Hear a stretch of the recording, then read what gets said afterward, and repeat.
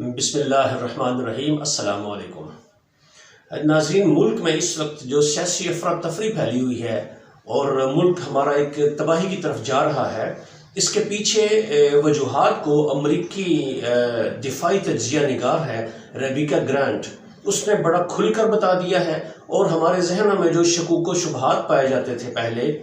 کہ اس موجودہ آپریشن کے پیچھے یا موجودہ سیاسی صورتحال کے پیچھے کون لوگ کار فرما ہیں، تو اس نے کھل کر بتا دیا ہے کہ ہم نے اس رجیم کو چینج کیا ہے، ہم نے یہ سارا کارنامہ انجام دیا ہے، اور پاکستان میں جن لوگوں نے ان کو فیسیلیٹیٹ کیا ان کا نام بھی امریکہ نے کھل کر بتا دیا ہے، جس میں ایک نام تو انہوں نے موجودہ جو امپورٹڈ وزیر اعظم ہے اس کا لیا، اور ایک موجودہ آرمی چیف کا نام لیا انہوں نے۔ ناظرین، یہ میں نہیں کہہ رہا، یہ امریکہ نے بتایا ہے، اور ابھی تک اس بیان کے بعد ان دونوں افراد کی طرف سے کوئی تردید سامنے نہیں آئی۔ ان کے اس رویے سے لگتا ہے کہ امریکی اہلکار نے جو باتیں کہی ہیں وہ بالکل سچ ہیں، کیونکہ جن باتوں کا اس نے ذکر کیا ہے نا، وہی باتیں ہیں جو عمران خان صاحب کہہ رہے تھے کہ جو لیٹر آیا ہے امریکہ کی طرف سے، جو دھمکی آمیز خط ملا ہے، اس میں یہ ساری باتیں واضح طور پر لکھی ہوئی ہیں کہ عمران خان کی حکومت کو عدم اعتماد کے نتیجے میں گرانا ہے، اگر نہ گرایا گیا تو ہم پاکستان کو معاف نہیں کریں گے۔ پہلی بات تو یہ۔ دوسری بات، انہوں نے اس امریکی اہلکار نے یہ کہا کہ ہم نے اس لیے رجیم چینج کی کہ عمران خان ہمارے ساتھ تعاون نہیں کر رہا تھا، وہ روس اور چائنا کے قریب ہو رہا تھا، جبکہ اس کی پالیسیاں ہمارے خلاف، امریکی مفادات اور یورپین مفادات کے خلاف جا رہی تھیں۔ تو یہ ساری باتیں کھل کر بیان کی ہیں، اور موجودہ جو دو ہستیاں ہیں ہمارے ملک میں، جو امپورٹڈ وزیر اعظم ہے، ایک تو شہباز شریف ہے اور دوسرا جو آرمی چیف ہے، ان دونوں نے ابھی تک اس بات پر کسی رد عمل کا اظہار نہیں کیا، تو جس سے امریکی اہلکار کی باتیں سچ ثابت ہو رہی ہیں۔ ناظرین، یہاں پر ایک بات میں کرنا چاہوں گا کہ عمران خان کی بھی اس میں بہت بڑی غلطی ہے۔ وہ غلطی کیا ہے کہ جب پاکستان نے، یعنی کہ عمران خان نے جب روس کا دورہ کیا تو انہوں نے فیصلہ کیا کہ ہم نے نیوٹرل رہنا ہے، یعنی کہ ہم نے نہ تو رشیا کے خلاف بات کرنی ہے اور نہ ہی یوکرائن کے حق میں کوئی بیان دینا ہے۔ حالانکہ یورپ پورے اور امریکہ کا دباؤ تھا عمران خان صاحب کے اوپر کہ آپ روس کی مذمت کریں اور یوکرائن کے حق میں بیان دیں، لیکن عمران خان صاحب نے ایسا کرنے سے انکار کر دیا، کیونکہ اس وقت ہمارے مفادات جو تھے وہ رشیا کے ساتھ وابستہ تھے۔ وہ ایسے کہ رشیا ہمیں 30% کم قیمت پر پیٹرول اور 30% کم قیمت پر گندم فراہم کرنے جا رہا تھا، اور ہم اس کے ساتھ ایگریمنٹ کر رہے تھے، جو کہ بعد میں انڈیا نے اس سے یہ ایگریمنٹ کیا۔ تو اس لیے ہمارے مفادات چونکہ رشیا کے ساتھ منسلک تھے، اس لیے پاکستان نے خاموش رہنے کا فیصلہ کیا کہ نہ رشیا کی مذمت کریں گے، نہ یوکرائن کے حق میں کوئی بات کریں گے۔ لیکن آرمی چیف نے کھل کر رشیا کی مذمت کی اور یوکرائن کے حق میں بیان دیا۔ ناظرین، یہاں پر یہ بات بڑی واضح ہو جاتی ہے کہ ایسا کس کے کہنے پر آرمی چیف نے کیا، کیونکہ ہمارے آرمی چیف کو تو وزیر اعظم کی پالیسی کے ساتھ ہونا چاہیے، لیکن عمران خان صاحب نے جو پالیسی اختیار کی، آرمی چیف نے بالکل اس کے اپوزٹ بیان دیا۔ اس کا مطلب ہے جو ریبیکا گرانٹ، جو امریکن اہلکار ہے، وہ جو بات کر رہی ہے کہ پاکستان میں ان دو لوگوں نے ان کو فیسیلیٹیٹ کیا اس آپریشن کو مکمل کرنے میں، وہ سچ ثابت ہو رہی ہے، کیونکہ وہ جو بات کہہ رہی ہے وہی بات آرمی چیف نے اپنی زبان سے ادا کی۔ یہاں پر عمران خان کی غلطی یہ ہے کہ ان کو اسی وقت اس آرمی چیف کو سیک کر دینا چاہیے تھا، کیونکہ آرمی چیف سپریم نہیں ہوتا کسی ملک میں، وزیر اعظم سپریم کمانڈر ہوتا ہے، آرمی چیف اس کے ماتحت ہوتا ہے۔ لیکن چونکہ ہماری بدنصیبی یہ ہے کہ پاکستان میں ایسے سیاستدان آتے رہے ہیں، خاص طور پر 1990 کے بعد 1988 میں جب بینظیر بھٹو کی حکومت آئی تھی پہلی دفعہ، اس سے لے کر یہ 2018 جب عمران خان صاحب آئے، اس وقت تک یہ جو عرصہ چلتا رہا، تقریباً یہ سمجھے 25-30 سال بنتے ہیں، ان سالوں میں ہمارے حکمران اتنے چور اور کرپٹ رہے، انہوں نے اپنے کردار اس حد تک گرا دیا، اپنی کریڈیبلٹی ختم کر دی، لوٹ مار کر کے، کرپشن کر کے، کہ آرمی کو پھر انٹرفیئر کرنا پڑتا تھا۔ آرمی انٹرفیئر کرتی تھی، ان کو سائیڈ لائن کر کے اپنے سارے مقاصد پورے کر کے دوبارہ پھر ان کو لایا جاتا تھا۔ اور ہمارے ملک میں پھر دو ہی پارٹیاں تھیں، ایک پیپلز پارٹی اور ایک نون لیگ۔ دونوں نے مکمکا کیا ہوا تھا کہ 5 سال وہ لوٹتے تھے، پھر وہ خاموش، پھر وہ لوٹتے تھے، پھر یہ خاموش۔ تو اس طرح کا کام چل رہا تھا، تو دنیا ساری جانتی تھی کہ یہ دونوں چور ہیں، کریڈیبلٹی کیا ہے ان کی، ان کا کوئی ان کی عزت نہیں تھی، تو فوج بھی اسی بات کا فائدہ اٹھاتے ہوئے انٹرفیئر کرتی رہی، ہمیشہ معاملات میں انٹرفیئر کرتی رہی، فائدہ اٹھاتی رہی، یا جو بھی جیسا بھی ان کا کردار تھا وہ ادا کرتے رہے۔ دیکھیں ناظرین، عام فوجی جو ہے اس کی قربانیوں پر، یا فوج ایز اے ہول، ان کے ایز اے ادارے کے طور پر ہم فوج سے بہت پیار کرتے ہیں۔ انہوں نے اس ملک کا دفاع کی ضمانت دی ہے، وہ ضامن ہے اس ملک کی، پاکستان کی دفاعی طور پر، اس کے جغرافیائی طور پر، نظریاتی طور پر اس کے وہ دفاع کرتے ہیں۔ لیکن اب جو حکومت آئی تھی عمران خان صاحب کی، انہوں نے خارجہ پالیسی کو بھی آزاد کیا، اپنے مفادات کے مطابق بنانے کی کوشش کی، لیکن چونکہ فوج کو عادتیں پڑی ہوئی تھی پرانی کہ اپنی مرضی کے مطابق انہوں نے ہر وزیر اعظم کو چلانا ہے۔ پہلے وزیر اعظم کو تو وہ چلاتے رہے اپنے مرضی سے، کیونکہ وہ تو کرپٹ تھے، وہ لوٹتے تھے، لوٹ مار کرتے تھے، اس لیے فوج کو پتہ تھا کہ ان کے ویک پوائنٹ کیا ہے، کہاں سے ان کو پکڑنا ہے، کہاں سے ان کو بلیک میل کرنا ہے۔ عمران خان صاحب کو بلیک میل کر نہیں سکتے تھے، کیونکہ نہ تو اس شخص کے اوپر کوئی کرپشن کا الزام تھا، نہ اس نے کوئی بدعنوانی کی تھی، نہ ایسا اور کوئی ان کو ملک کو لوٹا تھا اس نے، اس لیے اس کو اتارنے کے لیے ان کے پاس کوئی وجہ نہیں ہوتی تھی۔ لیکن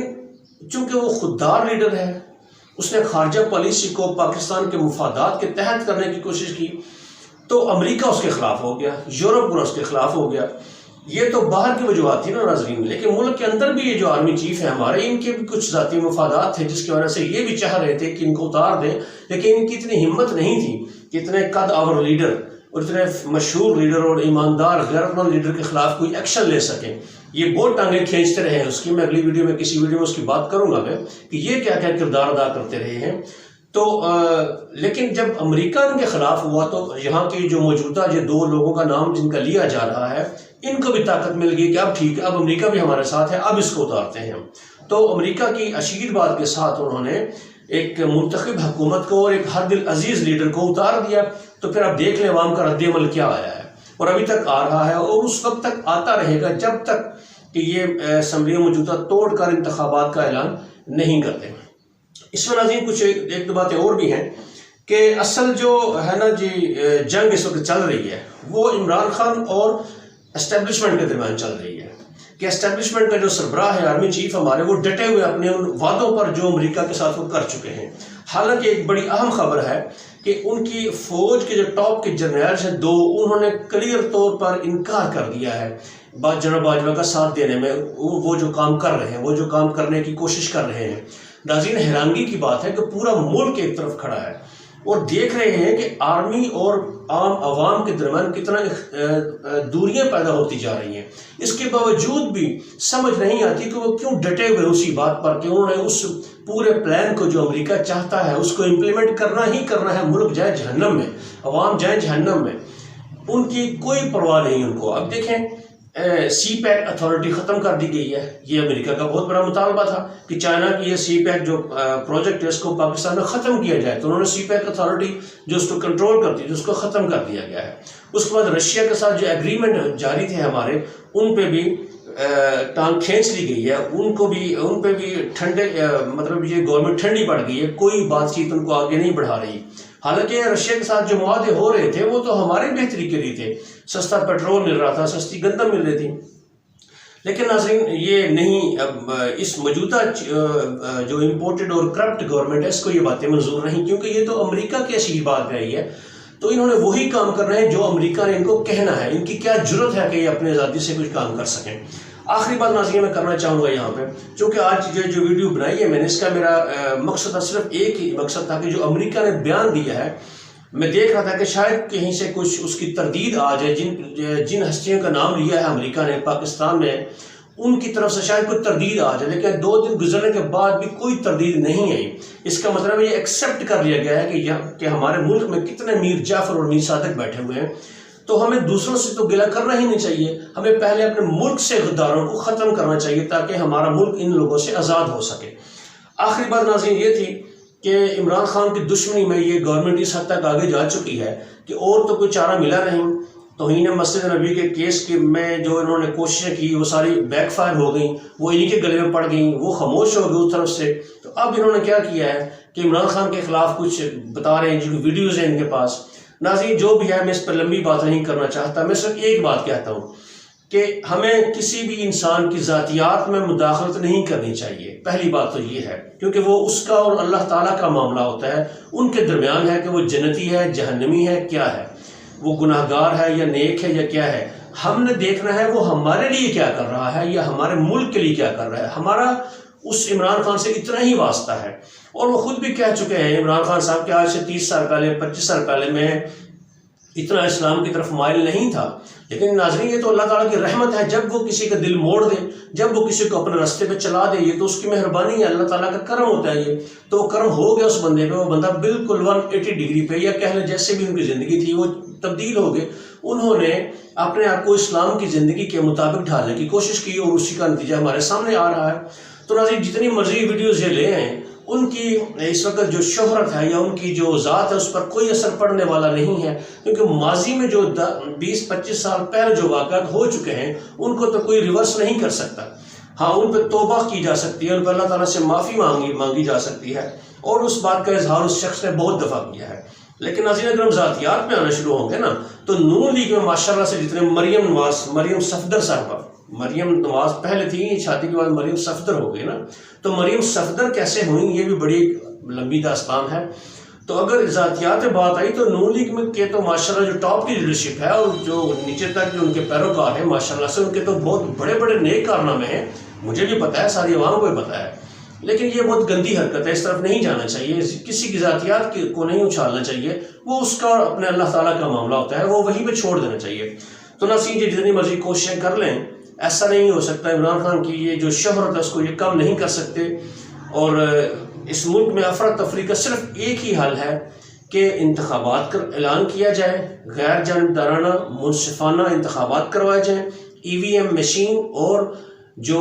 بیرون ملک پاکستانی ہیں ان کو ووٹ کا حق دیا جائے. اب تک کے لیے ناظرین اتنا ہی. اگلی ویڈیو میں کچھ اور اہم معلومات لے کر آپ کے سامنے حاضر ہوں گا. تب تک کے لیے مجھے اجازت دیجیے. چینل کو سبسکرائب کریں، اپنا خیال رکھیں. اللہ حافظ.